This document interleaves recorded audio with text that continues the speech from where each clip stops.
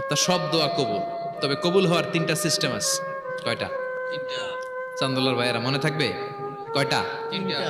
আপনি যত দোয়া করছেন সব কবুল, কারণ আল্লাহর কাছে কিছু চাইলে আল্লাহ ফিরায় দিতে জানে না। আল্লাহ জানেই না কেমনে ফিরায় দিতে হয়। সুবহানাল্লাহ কোন?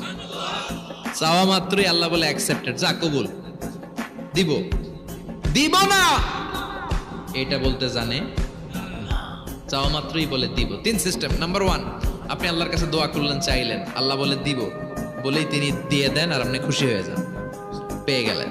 নাম্বার 2, আপনি আল্লাহর কাছে দোয়া করলেন, চাইলেন, তখনও আল্লাহ বলে দিব, তবে এখন না, সবুর, একটু পরে দিব। কখন দিলে আমার জন্য ভালো, আমার চেয়েও ভালো জানে কে? আল্লাহ। পরে দিবে। নাম্বার 3, চাইলেন, দোয়া করলেন, আল্লাহ তখনও বলে দেব, তবে এখনো না, পরেও না, কিয়ামতের দিন যেদিন বিপদে পড়বে ওই দিন দেব। সুবহানাল্লাহ।